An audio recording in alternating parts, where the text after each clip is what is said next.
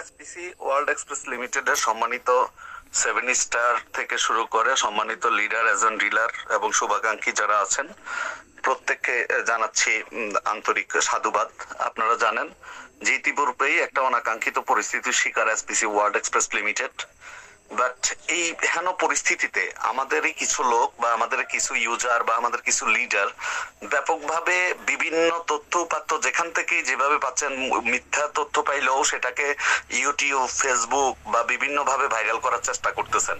আবার বারবারই বলছেন স্পেসিফিক কি হচ্ছে, কি করছে বা কিভাবে কি করছি এগুলো আপনাদের কাছে প্রকাশ করার জন্য।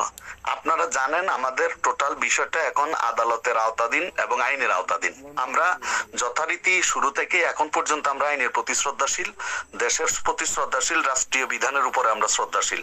পাশাপাশি সর্বোপরি আমরা আদালতের উপরও আস্থাভাজন। আমরা আদালতকে বিশ্বাস করি এবং আমরা জানি যে আদালতে যাদের কোনো অপরাধ থাকে না তারা সুবিচার পেয়ে থাকে। এবং ইতিপূর্বে আমরা এতদিন আজকের দিন পর্যন্ত এখন পর্যন্ত আমরা সুবিচারে পাচ্ছি। আশা রাখি আমরা আগামী দিনেও সুবিচার পাবো, ন্যায় বিচার পাবো, কারণ আমরা আমাদের অবস্থান থেকে সম্পূর্ণ ওকে আছি।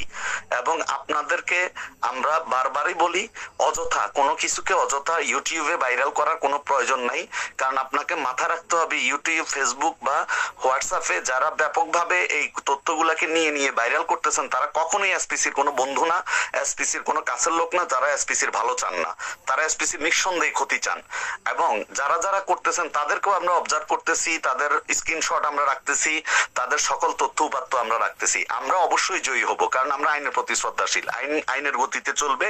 আমরা আইনের মাধ্যমেই আমাদের সবকিছু ওভারকাম করব এবং দ্রুততম টাইমেই আমরা আশা রাখি ওভারকাম করে আবার আমরা সব মহিমায় আবার বিজনেসটাকে করতে পারবো। আপনারা সবাই ভালো থাকতে পারবেন। কিন্তু আপনারা ভাইরাল করতে গিয়ে ভিডিওটাকে ভাইরাল করে বা বিভিন্ন তথ্যকে ভাইরাল করে আপনারা প্রকারান্তরে এসপিসির ক্ষতি করতেছেন। আর যে এসপিসির ক্ষতি করতেছে আপনি কি করে বুঝলেন 2 দিন পরে এসপিসি যখন সবকিছু ঠিকঠাক হয়ে যাবে আপনার ক্ষতি হবে না? আপনি কিভাবে বুঝলেন? কারণ আপনারা যে কাজটা করতেছেন এটা অলরেডি সাইবার ক্রাইমের আওতায় পড়ে। আমরা পরবর্তী ধাপে তাদের জন্য প্রশাসনিক ব্যবস্থা গ্রহণ করব, কারণ এগুলা আমরা যেমন অবজার্ভ করছি, পাশাপাশি আমাদেরও হিতাকাঙ্ক্ষী কিছু বন্ধু বান্ধব আছে প্রশাসনিক, তারাও কিন্তু এগুলাকে অবজার্ভ করছে। তা আমি আশা করব আপনারা ধৈর্যের সাথে এই সময়টাতে অপেক্ষা করবেন। দিতে পারবো সেই পথটাই অলরেডি তৈরি হয়েছে। মহান সৃষ্টিকর্তা সবকিছু ঠিকঠাক রাখলে একদম খুব দ্রুততম সময়ে আপনাদেরকে আমরা একটা সুখবর দিতে পারবো। সেই সময়টা পর্যন্ত আপনাদেরকে ধৈর্য ধারণ করতে হবে এবং একে অপরের সাথে বাক বিতণ্ডা, তর্ক বিতর্ক বা আপনার ফেসবুকে একে অপরকে কাদা ছোড়াছুড়ি এগুলা করা যাবে না। কারণ আমরা বাংলাদেশে বসবাস করি, রাষ্ট্রীয় আইনকে আমরা সম্মান করি, শ্রদ্ধা করি, করতে হবে আমাদেরকে। কারণ যে দেশে থাকি সেই দেশের আইনকে সম্মান করতে হবে, আইনকে মানতে হবে। এসপিসি আইনকে সম্মান করে, আইনকে শ্রদ্ধা করে। এসপিসির কাগজপত্র A to Z ওকে আছে। হয়তো কিছুটা ভুল বুঝাবুঝি বা যে কোনো ইন্ধনে বা যে কোনো ভাবে হোক কিছু না কিছু হয়েছে, এটা আমরা আইনের মাধ্যমে, যেহেতু আইনের আওতায় গেছে, আইনকে সম্মান করে আমরা আইনের মাধ্যমে মোকাবেলা করে আমরা আশা করি জয়ী হব। এবং জয়ী হওয়াটা আমাদের এখন হয়তো একটু সময়ের ব্যাপার।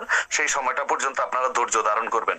আমি আবারও বলছি, অযথা কেউ যদি ভিডিও বা কোনো কিছুকে ইউটিউবে ভাইরাল করেন বা বিভিন্ন ভাবে ভাইরাল করেন, সেই ক্ষেত্রে আমরা পরবর্তীতে আইনানুগ ব্যবস্থা গ্রহণ করব।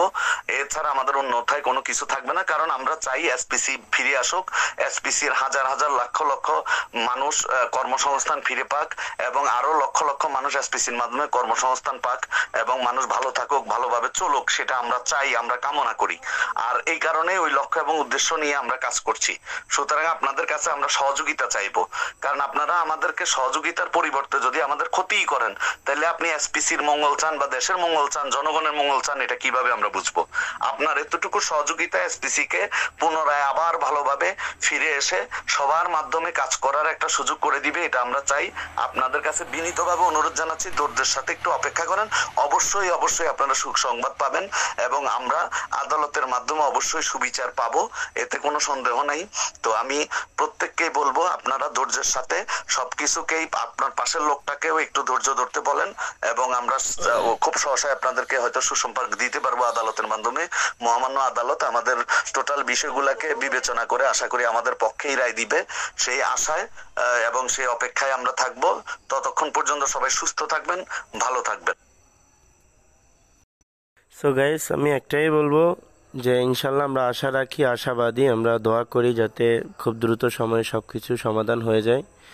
আসলে একটা কথা না বললেই নয়, আপনি বলেন, আমি বলেন, কেউ কি বলতে পারবেন যে আমরা কোম্পানির এইটুকু উপকার করেছি? বলতে পারবেন? আমাদের কারোই বলার মতো সাহস নাই যে আমরা এটুকু কোম্পানির জন্য উপকার করেছি। আমরা এতদিন আন্দোলন করছি, ফেসবুক স্ট্যাটাস দিছি, উত্তেজিত হয়েছি, কী জন্য? আমাদের ইনভেস্টমেন্ট আছে, আমাদের টাকা আছে, এই শুধু এই টাকার জন্য। একবারও কি আমরা খোঁজ নিয়েছি আলামিন স্যার কেমন আছে, ওনারা কেমন আছে? আসলে সেভেন স্টার যে বাইরে আছে ওনারা খুব প্রেশারে আছেন, চাপে আছেন। এখন ওনারাও যদি ভিতরে ঢুকে যায় তাহলে বাইরে থেকে আপনি আমি কিছু করতে পারবো? আমরা আন্দোলন যাই করি, আন্দোলন করি, কিছু করতে পারবো? কিচ্ছু করতে পারবো না যদি আমাদের পক্ষে একজন লিডারশিপ না থাকে। আজকে দেখেন, আমি বলবো মানববন্ধন 7 তারিখে, আপনি বলবেন না আমার কাজ আছে 10 তারিখে দেন, উনি বলবেন না হবে না এর আগে দেন। বিভিন্ন জনের বিভিন্ন কথা, কিন্তু অর্জুন স্যার, আদনান বা ওনারা যদি একজনই একই কথা বলে তাহলে সবাই একই কথার উপর নির্ভর করবে। সো আমি বলবো যে আসলে কেউ নেগেটিভ চিন্তাধারা করব না। ওনারা যা বলছে আমরা আশাবাদী, বিশ্বাস করি ইনশাল্লাহ এসপিসি আমাদের মাঝে অচিরেই ফিরে আসবে। ইনশাল্লাহ অবশ্যই ফিরে আসবে, এটা আমরা দোয়া করি, আশাবাদী। আর আপনাদেরকেও বলবো কেউ নেগেটিভ চিন্তাধারা করবেন না। আগে পরে যাই করছেন হয়তো বা বাদ দেন, এখন একটু আশা ভরসা থাকেন। ইনশাল্লাহ দেখেন কি হয়, অতি দ্রুতই সব কিছু আমাদের মাঝে ফিরে আসবে। আর বয়সটা, যার বয়সটা শুনছেন উনি হচ্ছেন আমাদের কোম্পানির অর্জুন চ্যাটার্জি।